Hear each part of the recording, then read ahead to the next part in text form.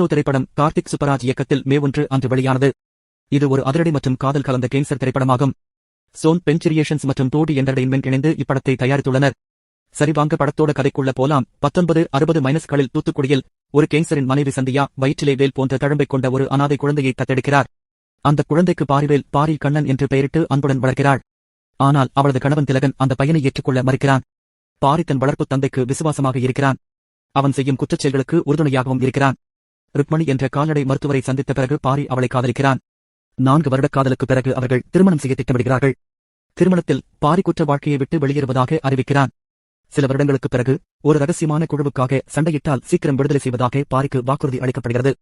ருக்மணி அந்தமான் தீவுகளில் இருப்பதை அறிந்த பாரி சிறையிலிருந்து தப்பித்து அங்கு செல்கிறான். அவளை திரும்பப் பெற சாலின் லாலி என்ற நகைச்சுவை சிகிச்சையாளரை கடத்தி அவர் போல் நடித்து அவளிடம் செல்கிறான். மைக்கேல் என்ற கொடூரமானவன் அந்த தீவில் கிளாடியேட்டர் பாணியிலான போட்டிகளை நடத்தி தோற்றவர்களை முதலைகளுக்கு இரையாக்குகிறான். ஒரு நகைச்சுவை நிகழ்ச்சியின் போது பாரியின் உண்மையான அடையாளத்தை மைக்கேல் வெளிப்படுத்த ருக்மணி அதிர்ச்சியடைந்து அவனை விட்டு விலகுகிறாள். பாரி தனது பெற்றோர் பசுபதி மற்றும் பல்லவி என்றும் அவனுக்கு ஒரு இரட்டை சகோதரி இருந்ததாகவும் அறிகிறான். ராஜவேலின் கோபத்திற்கு பயந்து அவர்கள் பாரியை இந்தியாவுக்கு அனுப்பி வைக்கிறார்கள். அவனது பாதுகாவலர் கொல்லப்பட்ட பிறகு சந்தியா அவனை தத்தெடுக்கிறாள். தனது பூர்வீகத்தை அறிந்த பாரி தனது உண்மையான தந்தை பசுபதியை சந்திக்கிறான். அடுத்த நாள் பாரி ஏழை மக்களுக்காக களத்தில் இறங்கிச் சண்டையிடுகிறான்.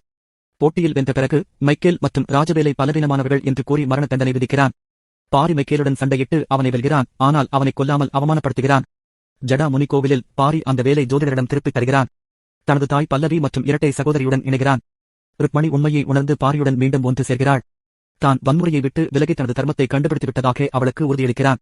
ஆனால் அந்த அமைதி நீடிக்கவில்லை. நடிகர்கள் சூர்யா பாரிவேல் பாரி ஆகவும் கண்ணன் ஆகவும் நடித்துள்ளார். பூஜா ஹெக்டே ருக்மணி ஆகவும், ஜார்ஜ் திலகன் ஆகவும், ஜெயராம், நாசர், பிரகாஷ் ராஜ், ஸ்ரேயா சரண் என பலர் இப்படத்தில் நடித்துள்ளனர். இயக்கம் இப்படத்தை கார்த்திக் சுப்பராஜ் எழுதி இயக்கியுள்ளார். இசை சந்தோஷ் நாராயணன் இப்படத்திற்கு இசை அமைத்துள்ளார். ரெட்ரோ திரைப்படம் சூர்யாவின் நடிப்பிற்காகவும் கார்த்திக் சுப்பராஜின் வித்தியாசமான கதை சொல்லும் உரைக்காகவும் ரசிகர்கள் மத்தியில் நல்ல வரவேற்பை பெற்றுள்ளது. குறிப்பாக சூர்யா மற்றும் பூஜா ஹெக்டே இடையேயான காதல் காட்சிகள் மற்றும் அதிரடி சண்டை காட்சிகள் ரசிகர்களை வெகுவாக கவர்ந்துள்ளன. இருப்பினும் படத்தின் நீளம் மற்றும் சில இடங்களில் தொய்வான திரைக்கதை விமர்சனங்களை சந்தித்திருக்கிறது. ஒட்டுமொத்தமாக ரெட்ரோ ஒரு கமர்ஷியல் பொழுதுபோக்கு திரைப்படமாக ரசிகர்களை திருப்திப்படுத்துகிறது. விமர்சனம் சூர்யாவின் நடிப்பு சிறப்பாக உள்ளது. ஆக்ஷன் மற்றும் ரொமான்ஸ் காட்சிகளில் அசத்தியுள்ளார். பூஜா ஹெக்டேவின் கதாபாத்திரமும் நன்றாக வடிவமைக்கப்பட்டுள்ளது. வில்லனாக வரும் ஜார்ஜின் நடிப்பு மிரட்டலாக உள்ளது. கார்த்திக் சுப்பராஜின் வித்தியாசமான திரைக்கதை முயற்சி பாராட்டுக்குரியது. முதல் பாதி விறுவிறுப்பாகவும் 2ஆம் பாதியில் சில தொய்வுகளும் இருப்பதாக உள்ளது. சந்தோஷ் நாராயணனின் பின்னணி இசைப்படத்திற்கு பலம் சேர்க்கிறது. ஸ்ரேயாஸ் கிருஷ்ணாவின் ஒளிப்பதிவு அந்தமானின் அழகை சிறப்பாக காட்சிப்படுத்தியுள்ளது. மொத்தத்தில் ரெட்ரோ சூர்யாவின் ரசிகர்கள் மற்றும் வித்தியாசமான கதையம்சம் கொண்ட படங்களை விரும்புபவர்களுக்கு ஒரு நல்ல திரைப்படமாக இருக்கும். நம்ம சேனல் மறக்காம சப்ஸ்கிரைப் பண்ணுங்க.